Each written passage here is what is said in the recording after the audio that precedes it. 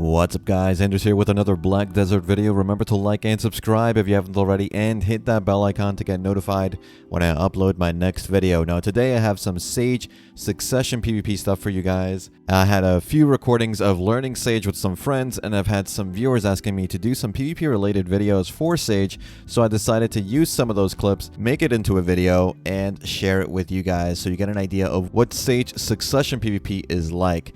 Enjoy the video guys, leave a comment letting me know what you guys think of this kind of video and what classes you'd like to see in a Sage matchup.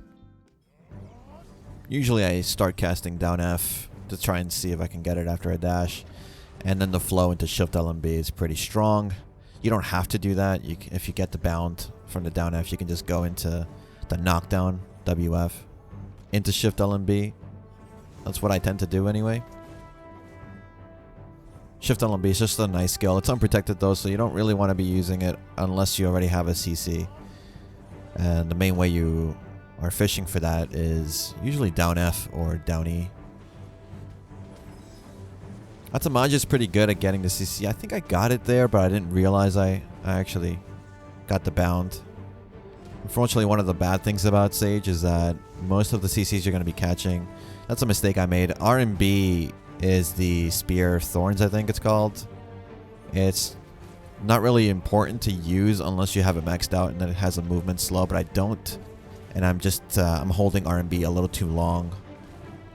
So it's coming out and getting me CC'd. I think I end up locking it later in the fight. That's just something to get used to, honestly. It's not that big a deal. Here I get the lucky bound. And I think I got the float, or he resisted, and then he resisted the knockdown. But it might have been that I did get the float. I just didn't see it and tried to knock down CC instead of just finish it. So at this point, I'm just trying to pressure him as much as possible before he heals. And this matchup is really about pressuring each other to waste each other's stamina. Try and trade. I can't really trade with a Sorc. You don't really want to. There again, the RMB is just killing me here. The Sorc will shred you if you give him a chance to SA trade.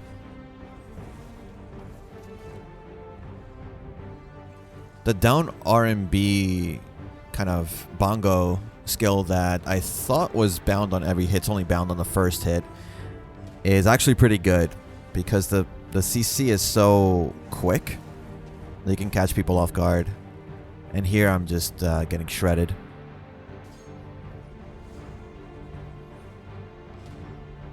Sometimes you don't do the flow on down F just because it's too predictable. So you just kind of have to switch it up a little bit. After you fight someone for a long time, you kind of know what they're going to do. So you have to switch it up and try weird things sometimes. I got lucky there. And I got the float late, but it was good. Shift LMB should do it, but he got up a little too quickly there.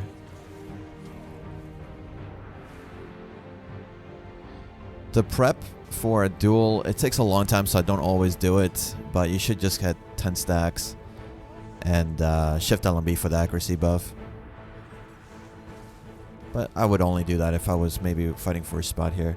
I think in this duel, I'm just starting to do like unprotected stuff just to see if I can catch him. And of course, I get punished like I should. I see a lot of people... I see a lot of people trying to do that. Shift LMB or Shift F. Where there's no reason you should be doing that. Unless you know for sure you're not going to get punished.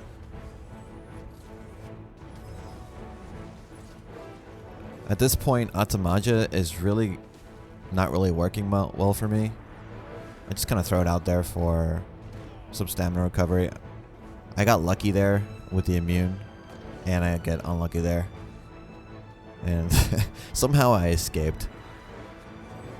Resistances are kind of killer. After you get the CC, you notice I do Shift LMB and with the flow, and then usually I do forward RMB, the dashes into the flow. This one, it's decent, but you see sometimes they get up a little too quickly. The reason I do that skill is for SA, because if they are getting up and they're about to CC you, You want to be protected if you can. If it's a grab class, you don't really want to do that.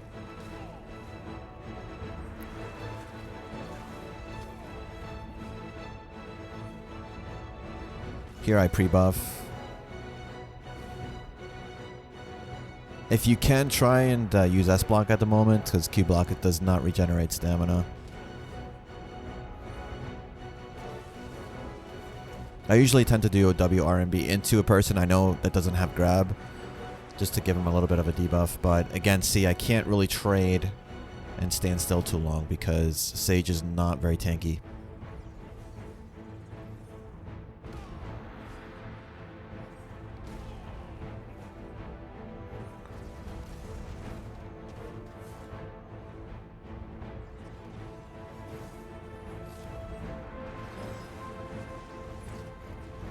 That's really dangerous.